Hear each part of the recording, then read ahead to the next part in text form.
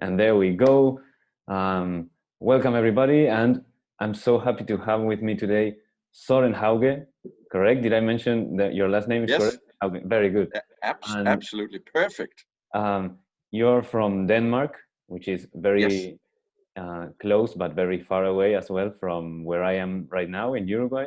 Um, yes, and we were talking before about the good side of of having the possibility to chat through these kind of video conversations. I think it's great that we are able to connect and talk about a very special and interesting subject today. So welcome. How are you? thank you. I'm very well. I'm in a new life situation. I'm in a new apartment and I'm rearranging a lot of things. And I'm also preparing for new teachings about the she or the ElvenHeart in us, you could say, and preparing for 2021 Mm, in many ways. And privately and work-wise, it's a time of rearranging a lot of things mm. in my life. Yeah, very much so. I feel the same way. Um, I'm at probably at a different point on my own journey, being a few years younger.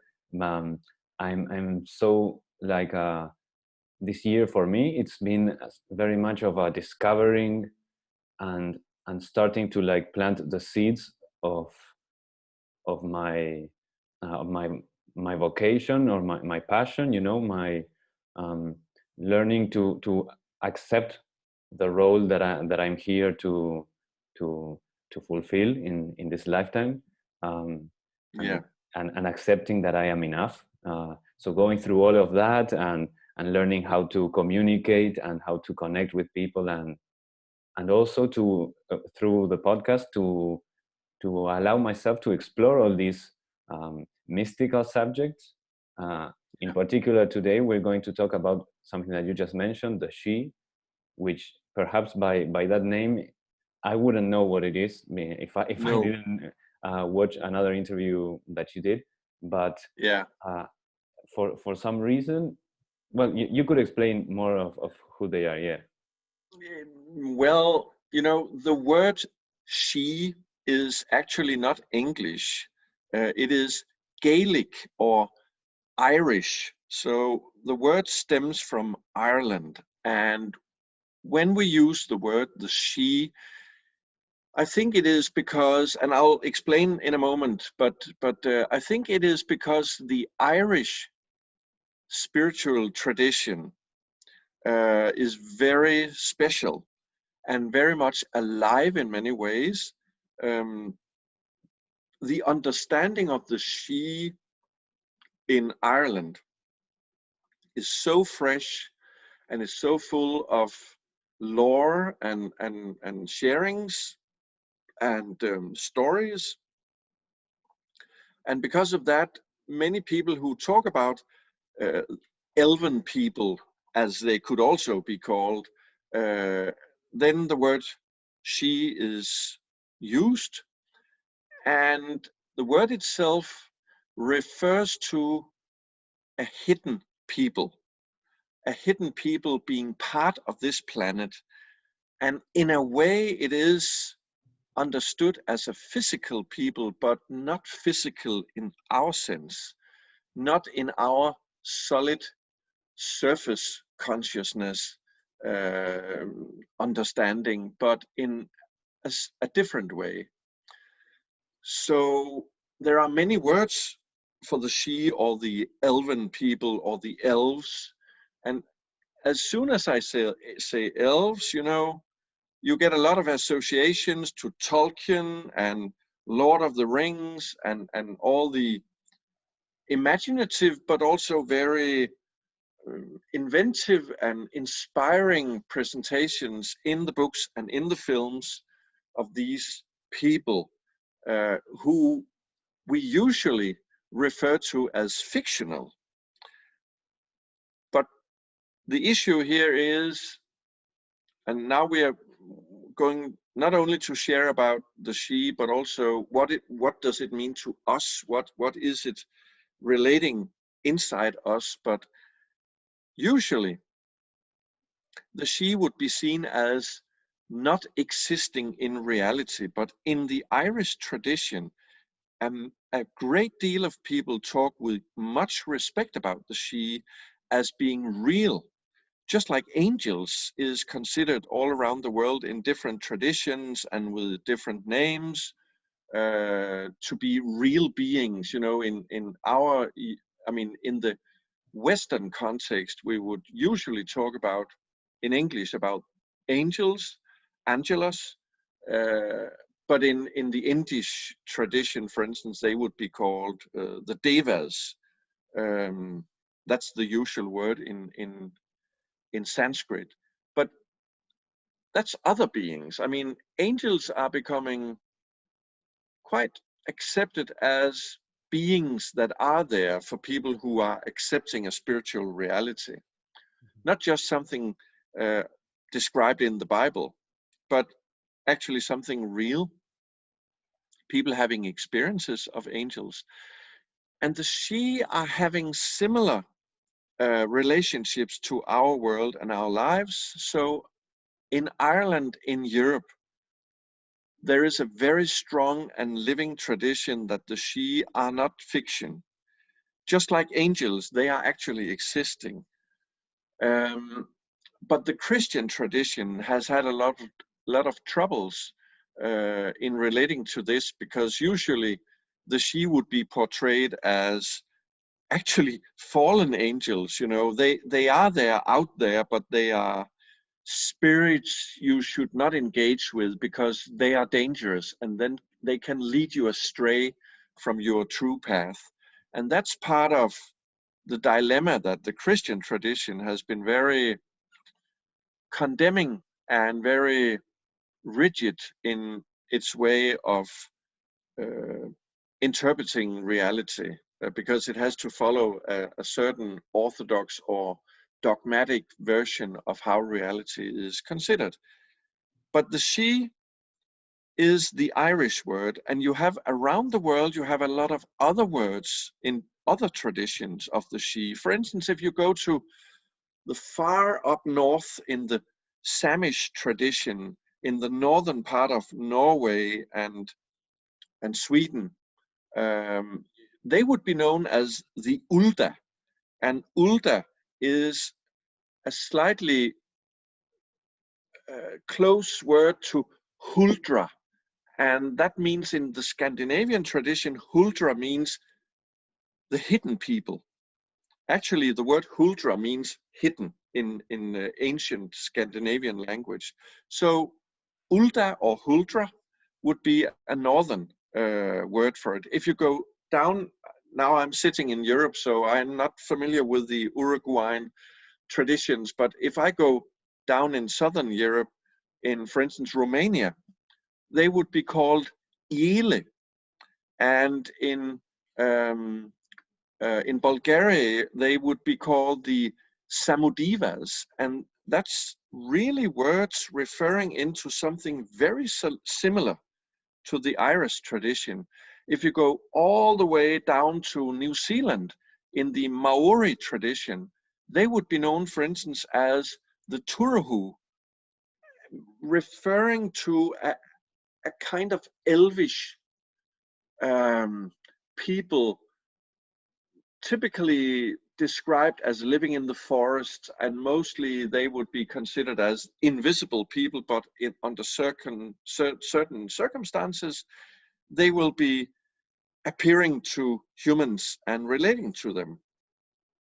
And if you go to America, not Uruguay, but in the Cherokee tradition, there is a word, Nunahi. I don't know if I'm translating it or pronouncing it in the correct way, but Nunahi refers to the people who live everywhere, and they are not humans, but actually people. So we have a kind of global tradition about a hidden people who is mysterious, yet very closely related to us. human beings. So in a way, they are our relatives. One of my friends who has had, one of my personal friends who have had some very extraordinary personal encounters with the she in his own way.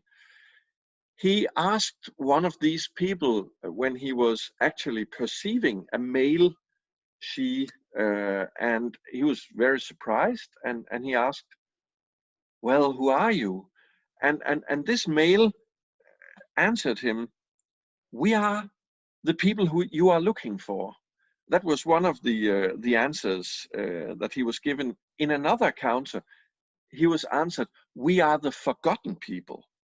And that's not something I have from any books. That's a personal encounter from one of my trusted friends who I consider to be a very reliable person, who has a very, actually a very scientific, biological approach to reality by nature, but he also have this openness to the, you could call it multidimensional experiences that goes beyond the physical realm. So I would start by saying there is a global tradition of a hidden or forgotten people, and they are actually called people, not just beings, but actually people. In Ireland, they have many names.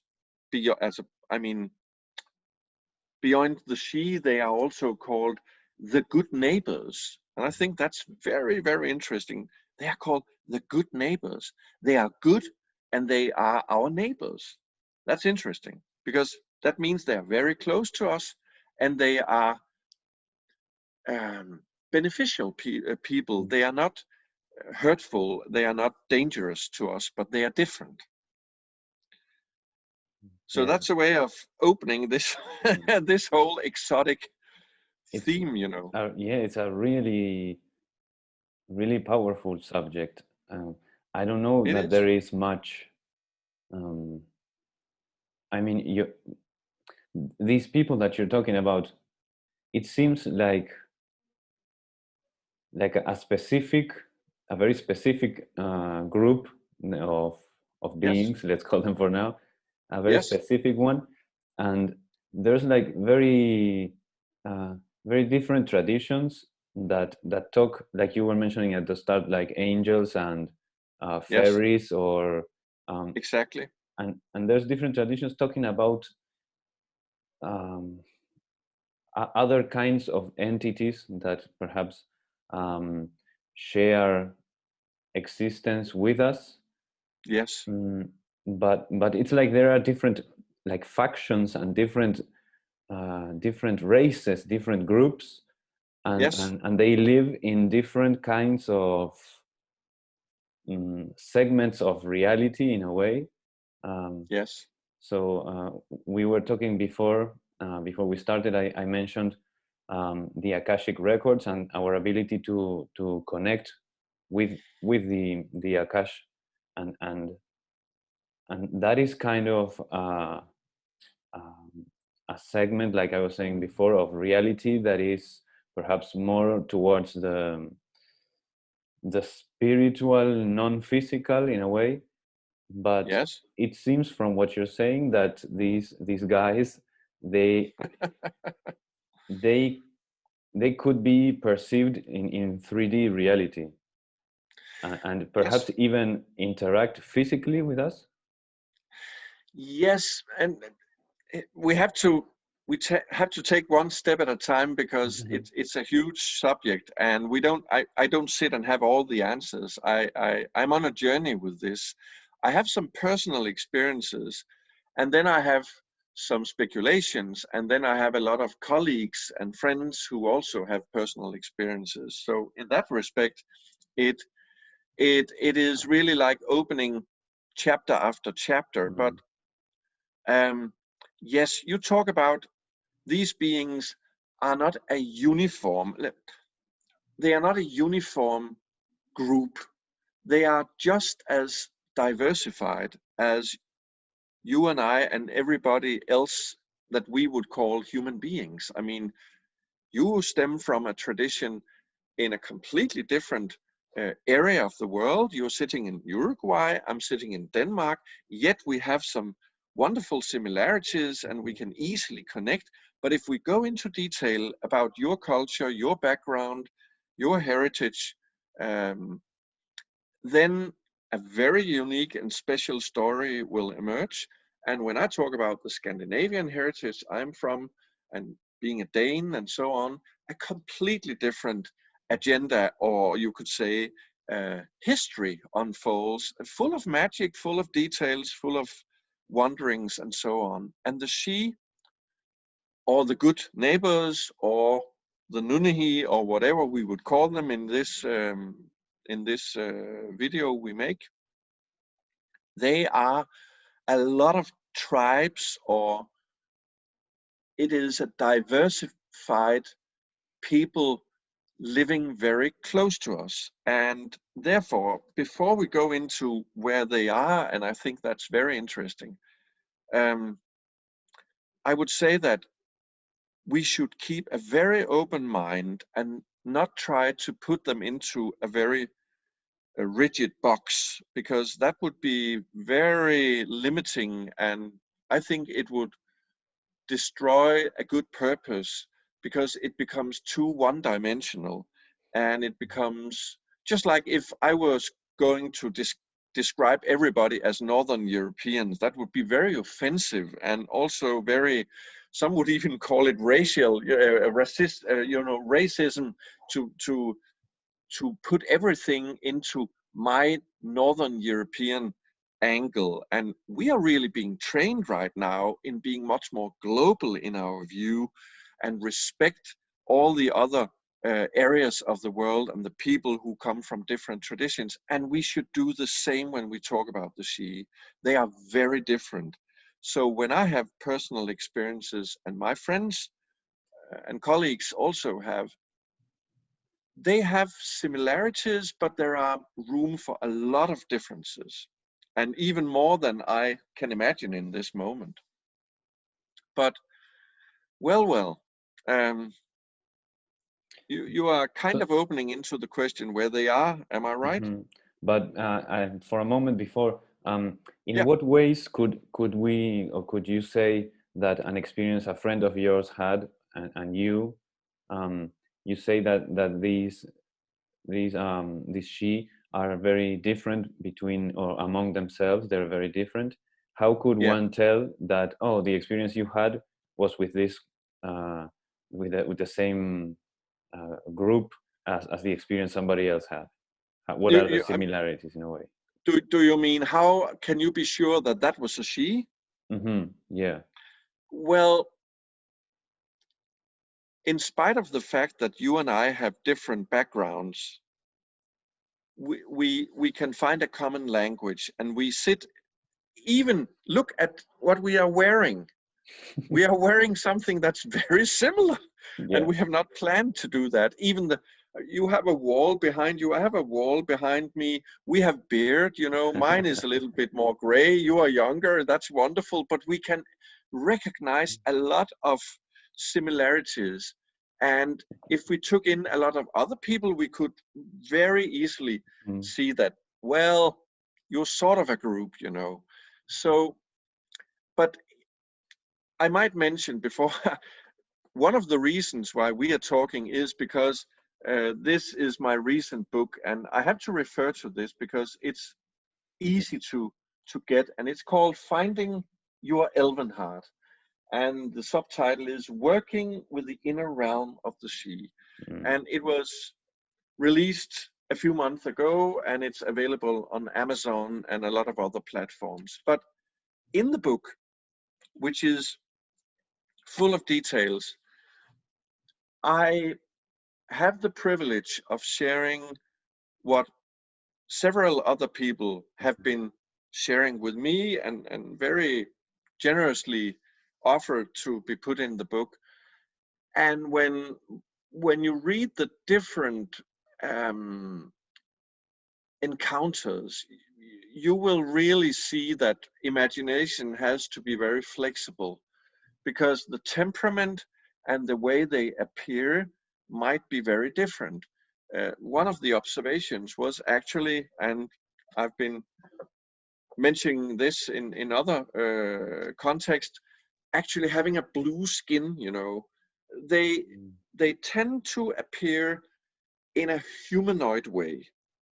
So the Sidhe are quite similar to us in their appearance, humanoid, or we could say resembling us humans in a certain way.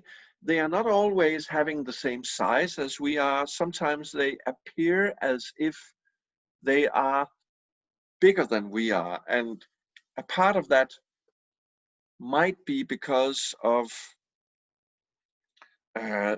where they are and where we are, and it can be difficult to, you know, measure exactly how they are in comparison to us.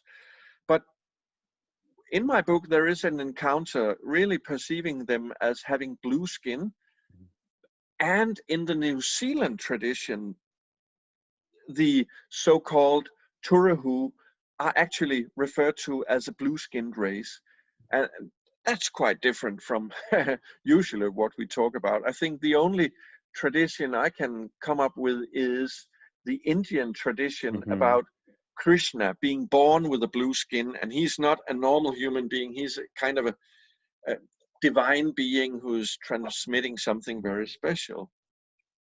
So it easily becomes very exotic when we talk about the Sidhe. Sometimes people refer to them, if you go to Iceland, which is an island in the northern part of Europe, they also have a very strong tradition, and they call them the Huldra people. And sometimes you can see when they are illustrated, they look somewhat resembling ancient farmers in Iceland, but they don't look modern in a way. And in Ireland, they can also be perceived very dignified with robes, you know, appearing very solemn, and people could be a little scared of their, you know, seriousness when they appear. But that's another mentality.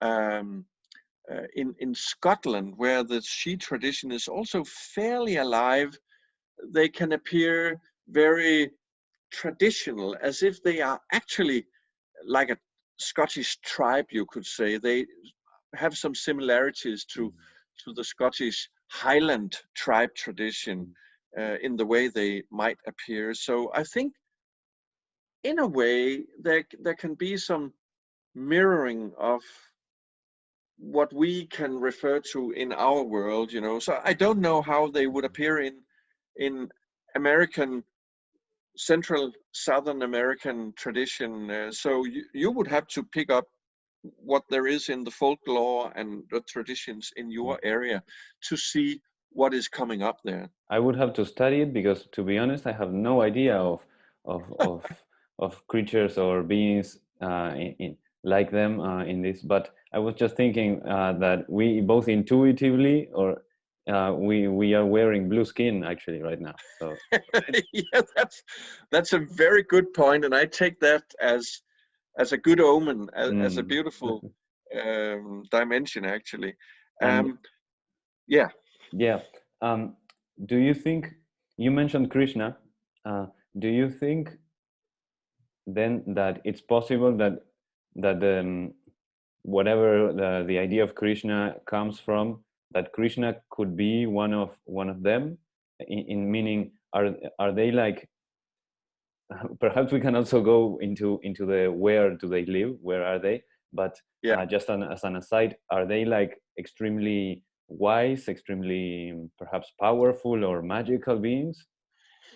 Well, here things becomes complex. I cannot answer the question about Krishna, but I could also mention Jesus as an example of our Western tradition, and one of the trailblazers of the spirituality in our part of the world. And certain aspects of Jesus or Jeshua would also be possibly considered as like. But here comes a very important thing. The Sidhe are not in general considered to be more spiritual than we are. They are different from us, but they are not, you know, above us. And sometimes in traditions, there tends to be a kind of devotion to other beings that can easily evolve into, you know, you adore them. Oops, our connection. Okay, we're back. Yes. So you were asking about this sense that might surround the she, that they are somehow superior to us human beings. But, and you know, tradition tends to make them into semi-gods. So they are sometimes called immortals.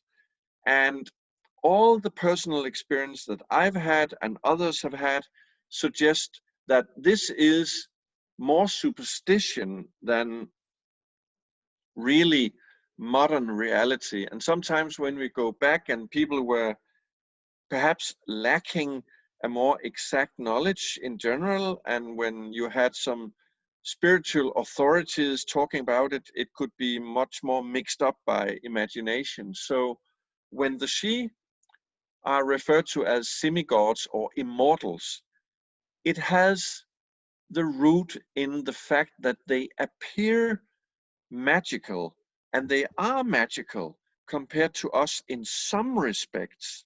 And when we have been encountering them, we can easily become overwhelmed by how they appear and how they act. And they also seem to have a much longer lifespan than we humans have. So this can create the impression that they are immortal and superior and magical. And we should kind of lower our expectations a little bit and allow ourselves to meet them as equals, but with very different approaches to reality. So in some respects, what we do is amazing to them. It might sound silly because we have a lot of troubles in our human world, but we can actually do things the she are not able to do. And they, in their world, can do things that we find absolutely amazing and magical. And that's true. So we can try to go into that.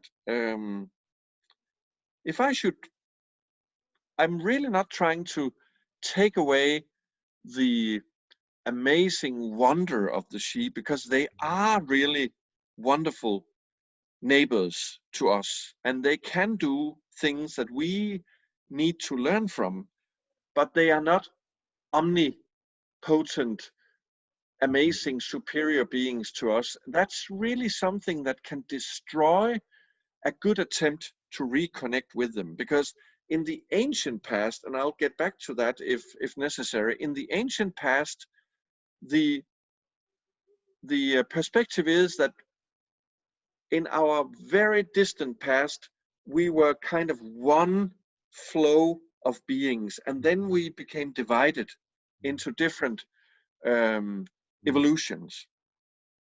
So the she, or the elven people, or whatever we call them, they developed very different from us, because they were not entering into physicality in the same dense way as we are. So they were connecting with physicality, but in a more peripheral way. So they are living much more in the periphery of physicality.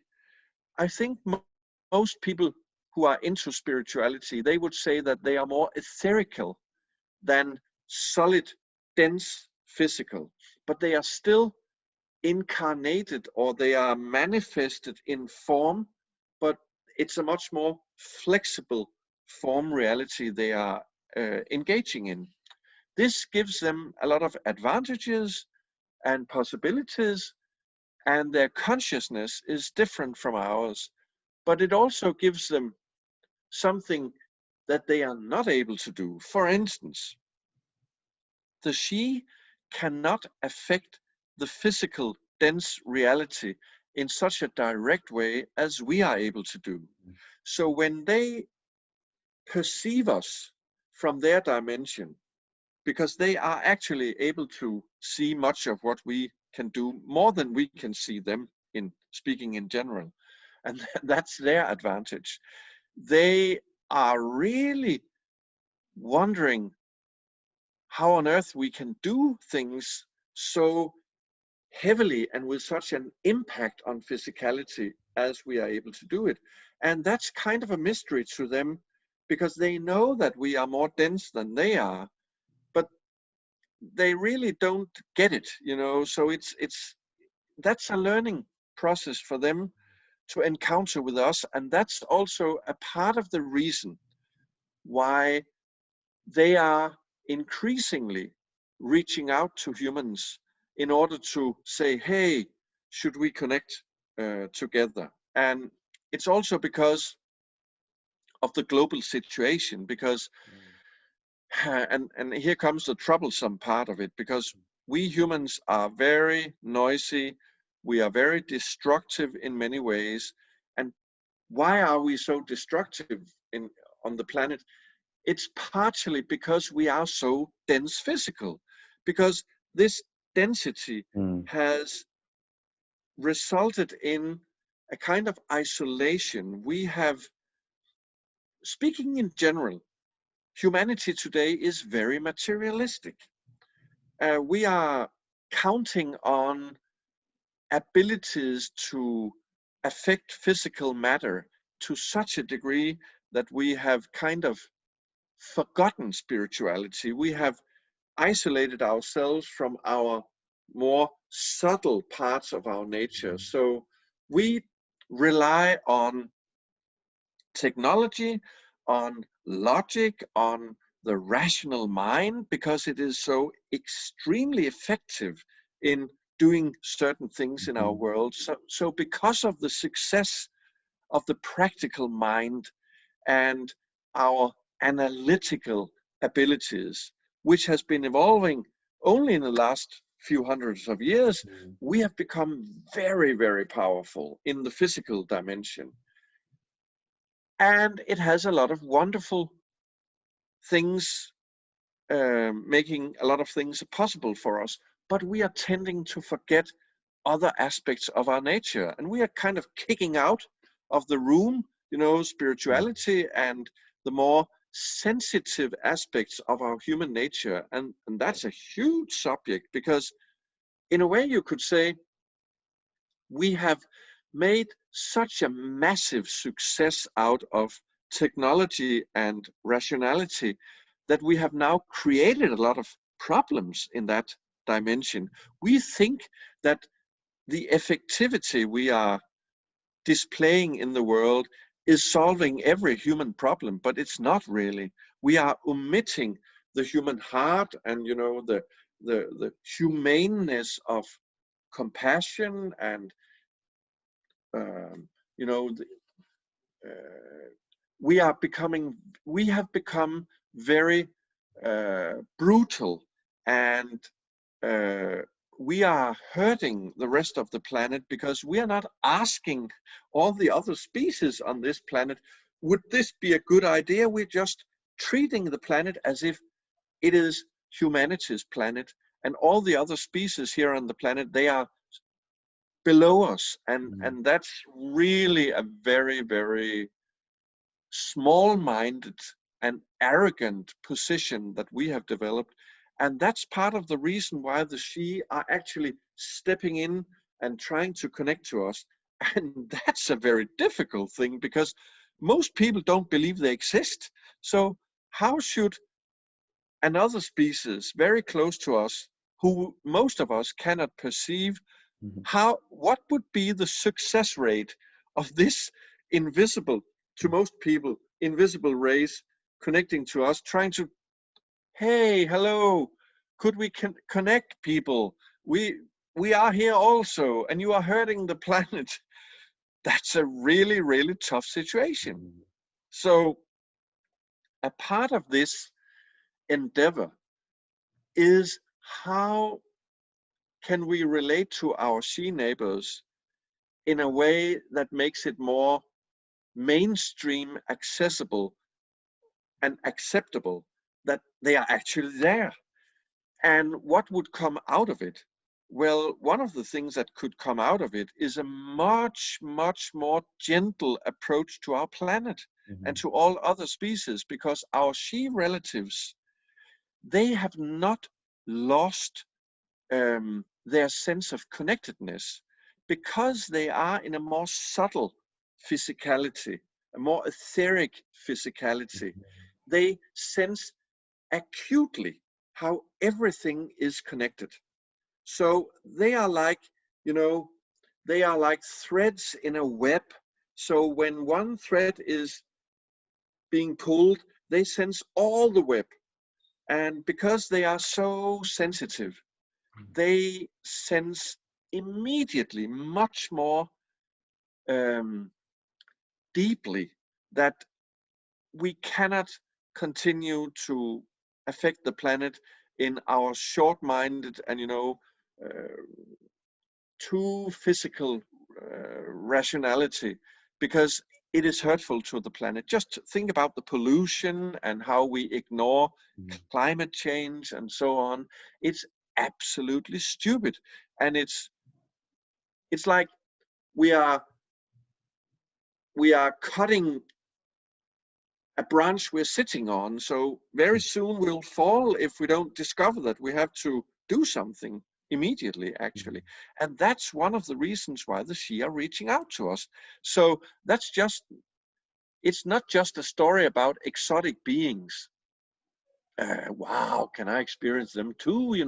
They actually have some serious business going on with us, because in a way they are saying, please let us connect and try if we can approach our shared reality with much more heart and with much more consideration.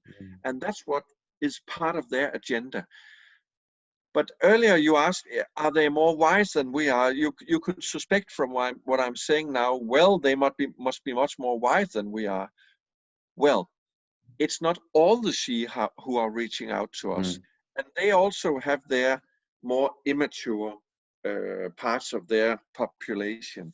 But they are not doing so much damage than we are, because compared to us, they cannot affect the planet in the way we can. So in some respects, at least we could say they are not as hurtful as we are. They might be ignorant in some ways, but they are not using knowledge in a very small-minded and egotistic way as many humans are. Once I had this vision that now when you're speaking, I'm kind of connecting it to this of like Yes. The planet, and now I got another way of expressing it, because it's hard for me to express this vision I had. You know Yes. how when you do an X-ray, you can see the Yeah. bones inside your body, but Yes. normally you can't, but they are there, and they are in a way inhabiting a different place, than your skin, perhaps. Absolutely, and that's a And, great picture. and they have like a different role than the outer part of your body. And this vision that I had was like, I saw like the planet, and I saw like it was kind of cartoonish, but to get the point across, it came like that. And like beings, people, walking on the surface of this ball. And then there was this kind of shift, or like these other entities appeared also walking on the earth, but they were like transparent or something like that, walking like in a different density, in a different dimension, something like that, but in a way needing the same planet. It's like they inhabit a higher octave perhaps of the earth, Yeah. but that octave is dependent on the octave that we inhabit. So if we destroy this part, they also their part is destroyed, perhaps. I think you are really sharing a very good and relevant perspective, and it actually is in deep harmony with how we can perceive where the she are, and that's I've been trying to answer the question by talking about a more subtle, a more refined, a more transparent and refined kind of physicality.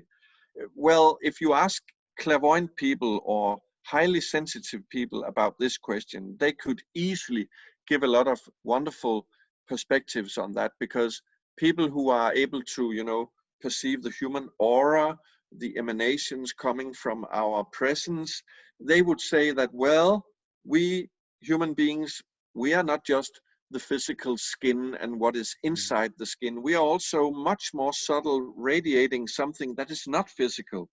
Um, well, science would call it physical, but you know, the emotions and the mental energy and the consciousness itself is very, very subtle and surrounding us and penetrating us at the same time. So the physical form is just a solidified small part of a greater reality.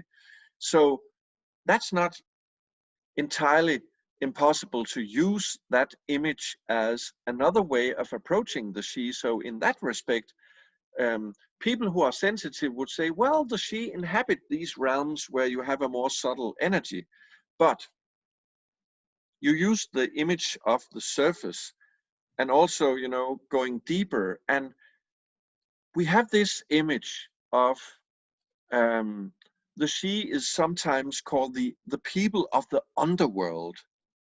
And the underworld, it's you know, you have this idea of a world below the surface of the earth. Let me try to use this just like a metaphor, not directly as they are living below the surface, but if we say our humanity is a surface living people, we are living on the surface of the planet. And if we take this as a metaphor, we are also perceiving the surface of things. I mean, I'm looking at your face, which is the surface of your physicality. You're looking at mine, and that's how most of our activity is. So when we talk about the she connecting to the underworld, we could also say they are connecting to the depth of reality.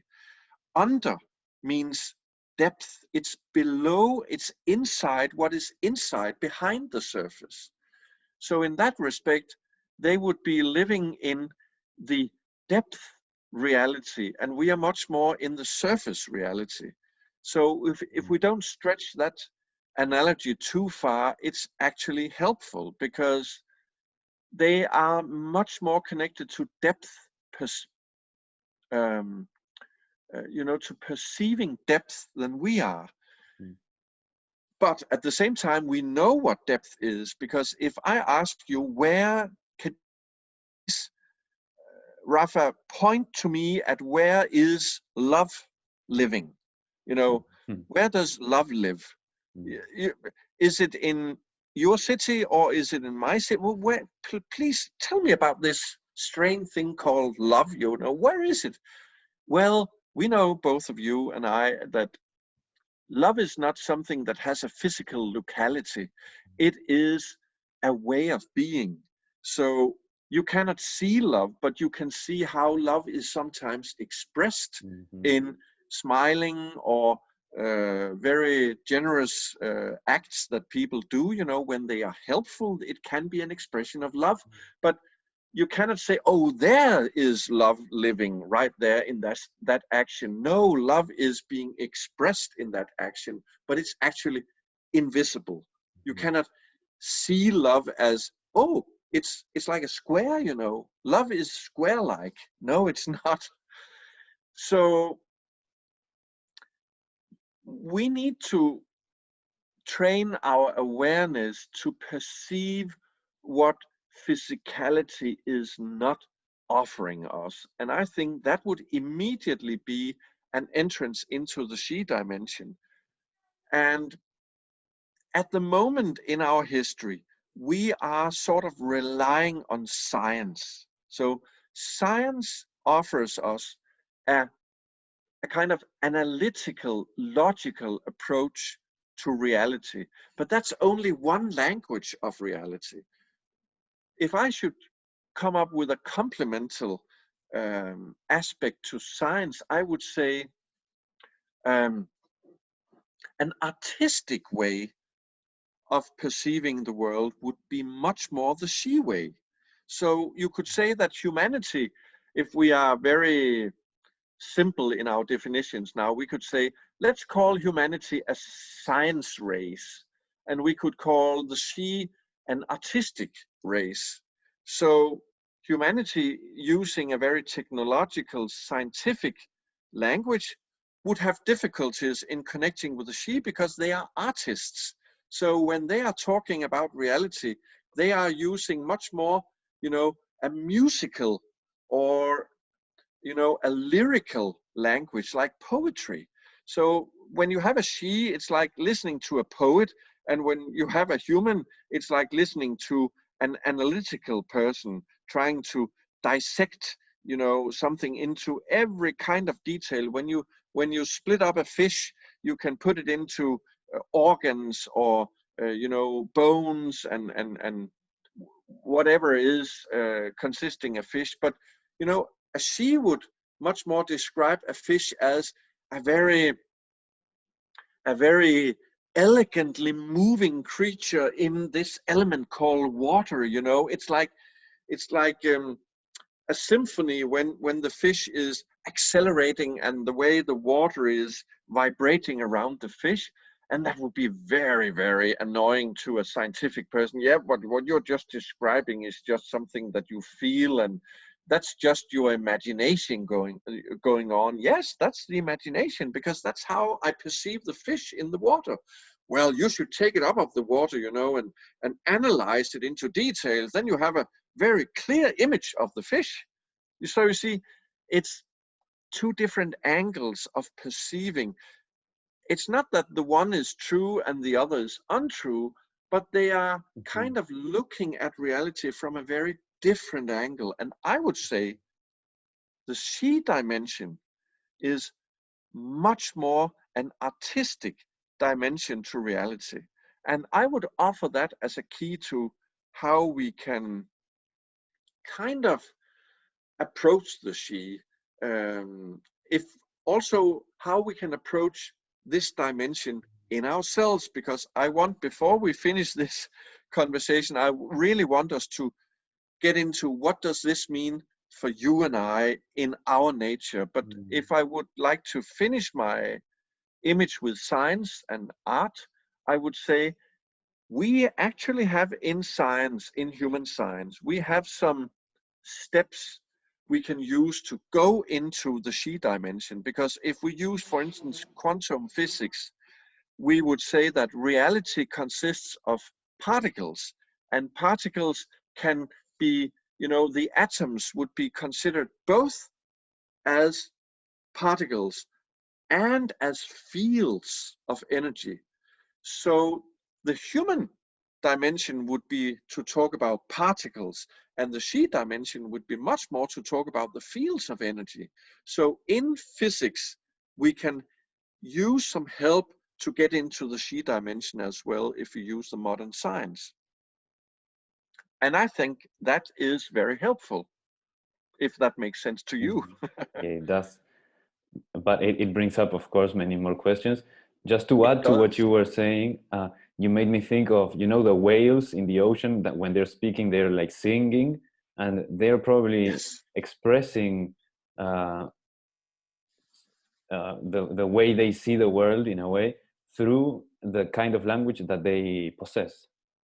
Absolutely. And not even the whales, but researchers have found out fairly recently that even fish actually send out sound waves, but we don't hear the sound waves. So because of this, we think that fish are just don't saying anything, but they actually emanate vibrations in the water. So they also have a kind of sound language, but we don't know how it is because we have not investigated it quite much at the moment.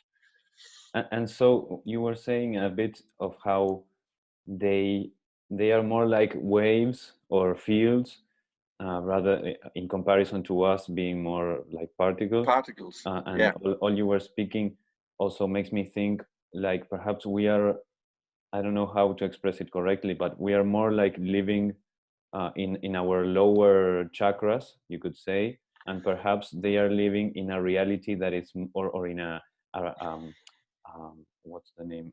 A range of reality that's more perhaps connected to the heart or to the higher chakras.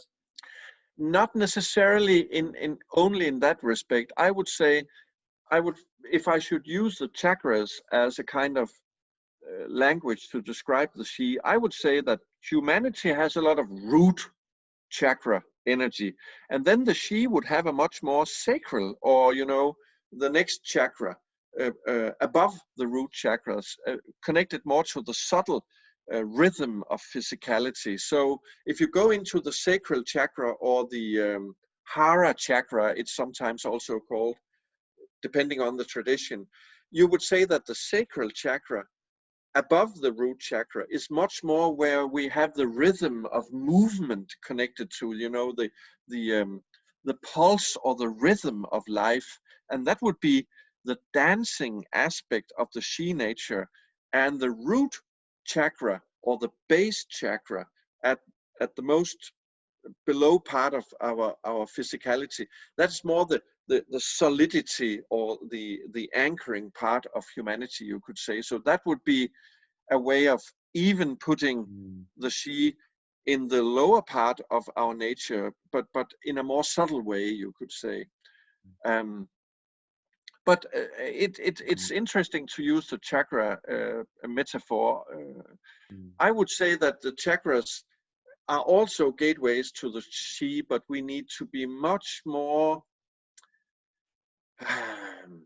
I would say that the Shi certainly must have chakras in their own respect, but they would be acting more differently with their chakras. They would be more fluid. They would be much more intermingling in how the energies are, because there is a common saying that, humanity is much more like standing stones, and the Shi are much more like the flowing dancers. So you have the stone and the dancers. So we humans, we need much more of the dancing energy, and the Shi would need a little bit more of the standing stone quality in their nature. And that's one metaphor of opening up to the Shi nature. But Rafa, if you don't mind, I would really want this to refer to our inner nature, because we miss a point if we only think that the Shi are outer beings that we can connect with. As I told you earlier, tried to share, we stem from a common source, and we are very closely related. So what we are picking up from Shi contacts, what I've picked up myself, and what wonderful colleagues of me have also been picking up, is that the Shi have in their inner nature a kind of rudimentary aspect of our humanity, but they have not unfolded it in the way we have. And we have within us a rudimentary aspect of the Shi nature that we have not unfolded. And that's actually why I'm calling it Finding Your ElvenHeart, because that's how I try to refer to our Shi nature. You and I, we have an inner Shi nature that we have been ignoring to a high degree. And some human beings might be unfolding this Shi nature more than others, but it is like a hidden treasure within us. So when we are encountering the Shi, we are kind of stimulating our own inner she nature, and they are also being affected by what we display to them. So they are reminded of their inner rudimentary humanity or human nature within them.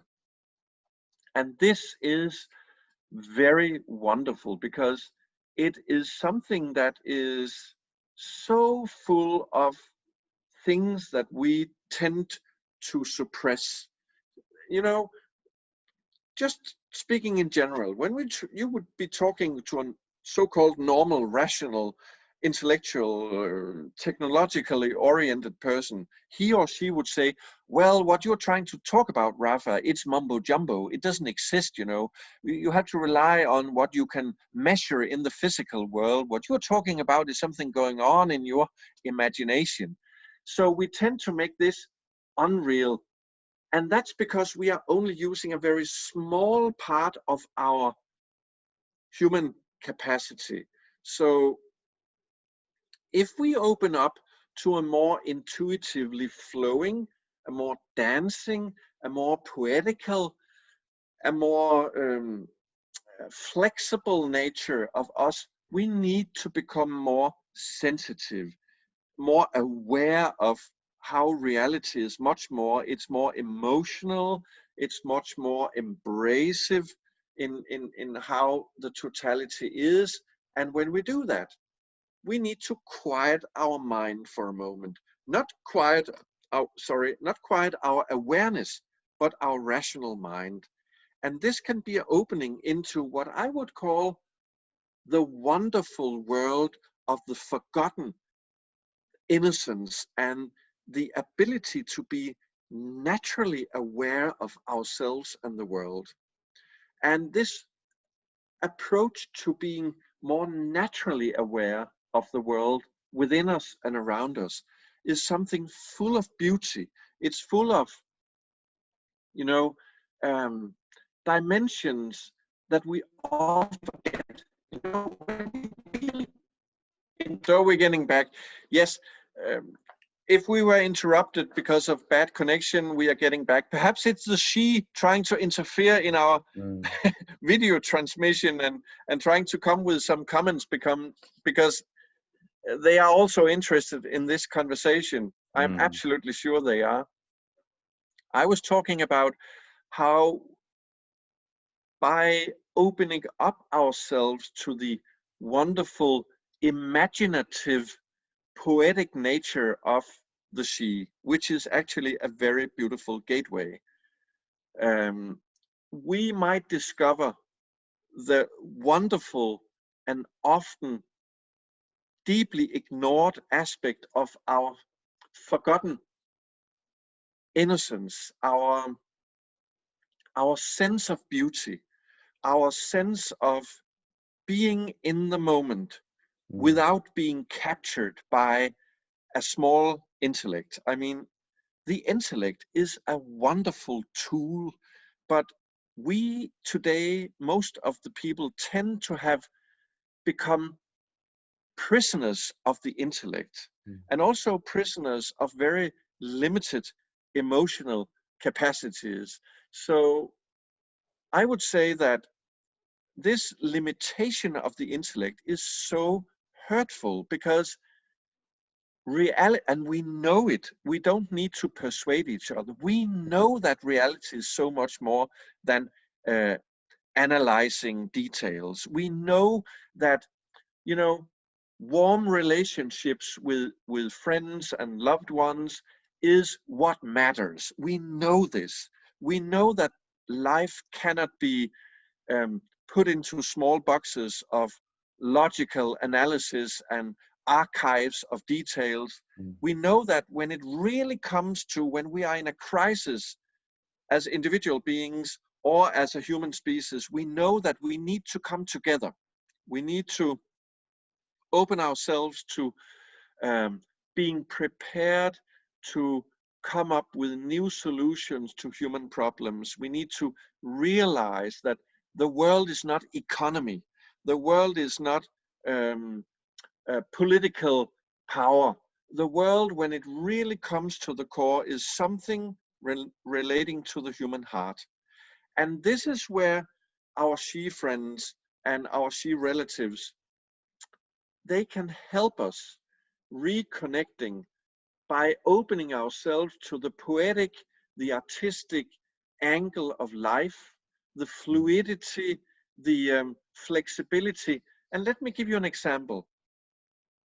When I'm talking, a lot of words are coming out of my mouth, but the intervals between the words are just as important as the words themselves. So the pausing and the spaces between the words are also part of reality. And when we are really opening ourselves up, it is often when we pause, it is often when we become silent for a moment. We cannot live just in rationality. We have to just be aware for a moment. Realize that you are present right now. You are perceiving something that is much more than a thought linking to a thought linking to a thought. You are perceiving reality, and you can even perceive your intellect as a small part of you.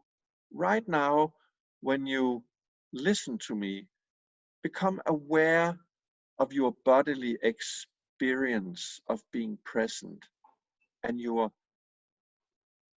pure awareness, your sensing of being right here in the moment.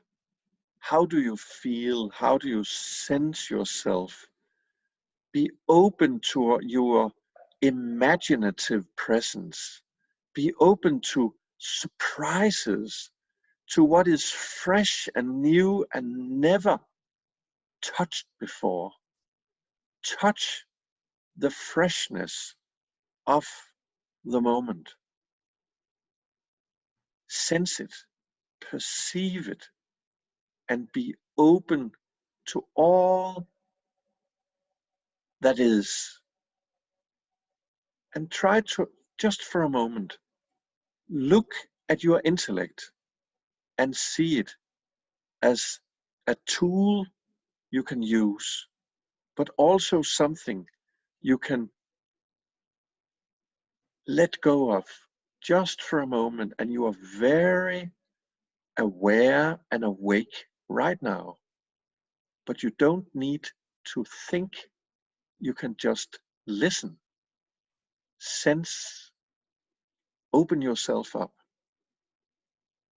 Perhaps this space is where we can start inviting our she friends, our she neighbors, to step into the shared space of awareness. So here, perhaps there is a space between A and B, between before and after, between this word and this word. There is silence. And perhaps we can even start considering to sing and not just to talk. So if I say, reality is perhaps something that might affect us in ways we never anticipated before now. Well, that's just a way of playing with the moment. Mm. So there is a world awaiting us, and it is, and thank you, Rafa, for pausing with me, because it is actually necessary for us to open up to this depth of reality.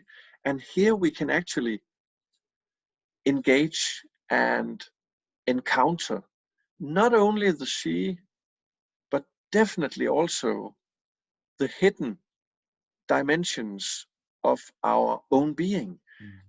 And that's not just an opening to the she, and to our own she nature. Of course, it's also an opening to all other kinds of wonders, but we are tending to omit it and ignore it.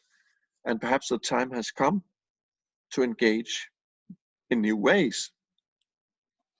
And I'm absolutely sure that connecting to our she friends, our she relatives, and also connecting to our own hidden ElvenHeart, or our forgotten aspects of our totality, it is a song awaiting to be shared with the world. It is melodies awaiting to be heard and to weave another pattern of reality. And I'm absolutely sure that we can do it, and we need to do it, because if we really need to re-engage with life and reconnect with ourselves and others, we need to do new things. Because if we continue doing business as usual, it won't have a happy end. I mean, it's really something that has to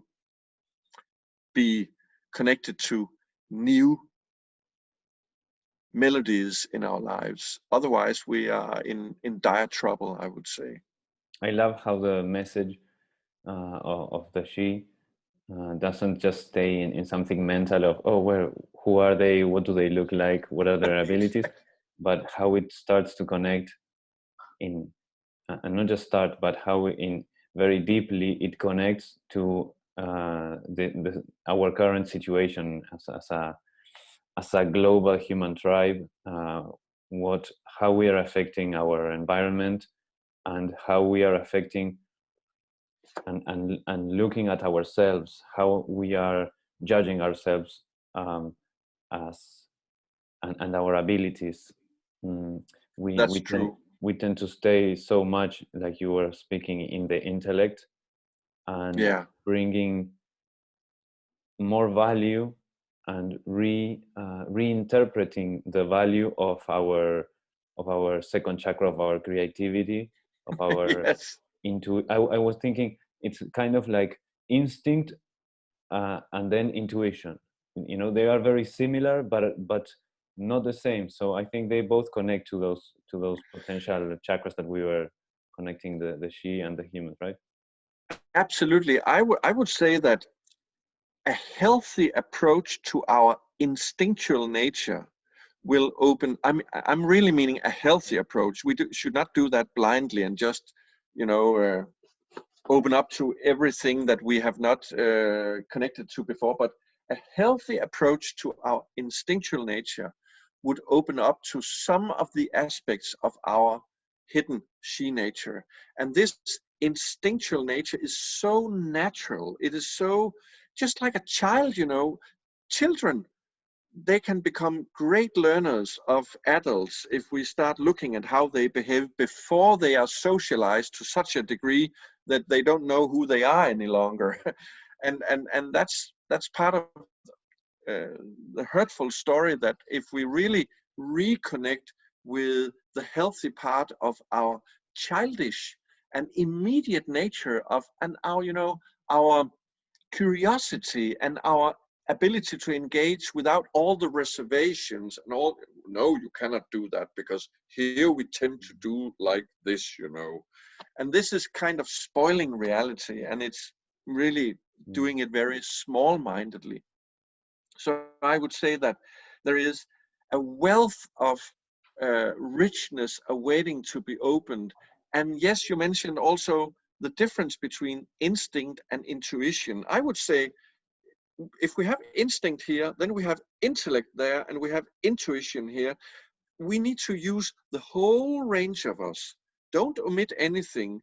But how do we bridge this? I would say we all, both she and humans, have intuition, but we humans, we have get stuck in the intellect. And perhaps one of the ways would be also to invite the instinctual nature of us. So we're not just intellect. And that's really something that many people would say, oh, I don't know, don't go into the instinct, stay in the intellect. And that's part of our trouble, you could say. Perhaps that's part of the step that we can take, because I sense that we are very afraid of our instinct in a way, and that's why Exactly. we're misusing it. We're afraid because we think of instinct of like just negative stuff of war and rape and destruction, because Exactly.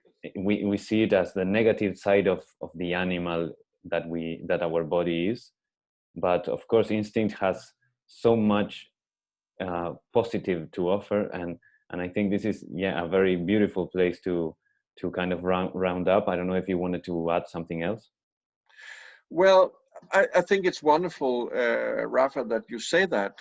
So yes, I find that to be, this is simply the beginning of another chapter. It is the investigation of what might emerge from such a new opening, such a new invitation into reality. So if I should just end up saying something in the end, I would say, of course, that this is what I could inspire people to look into. Finding your ElvenHeart, it's easily available. But I also want to refer to a much beloved colleague, namely David Spangler, because he has two wonderful books. The one is called Conversations with the She, and you can also get that on Amazon, or Lorien Press, which is the company issuing this book. And Conversations with the She is supplemented with Engaging with the She, which is a kind of continuation. So these two books would be a great inspiration for people who want to get into this dimension.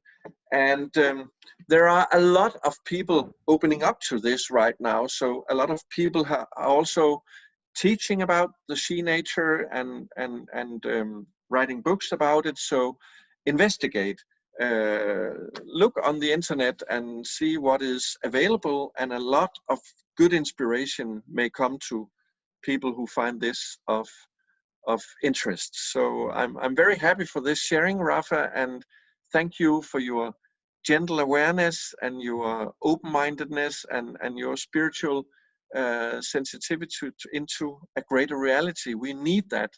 So thank you for you doing your wonderful work.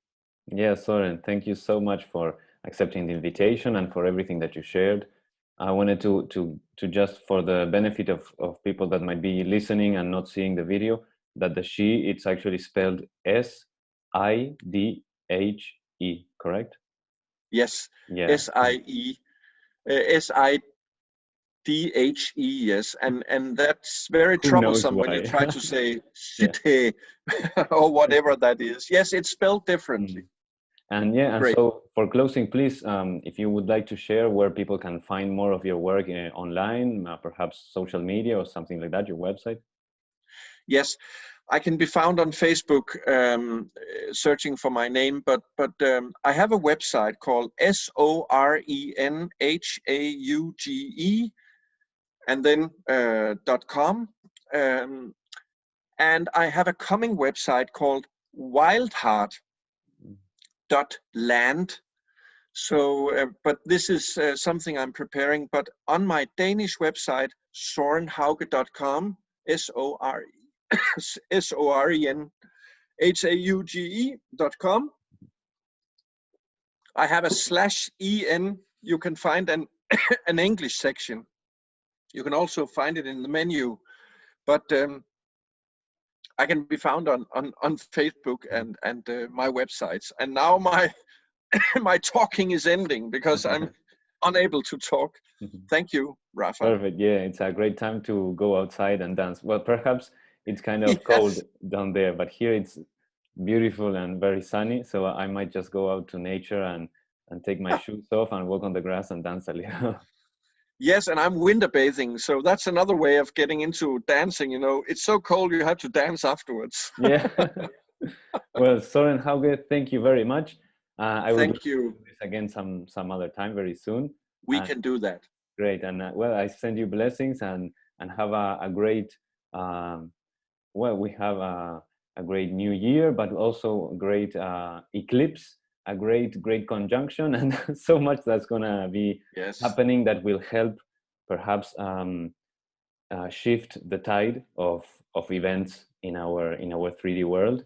So, well, looking very much forward to seeing you again. Okay, absolutely. Same to you. Bye bye. bye bye.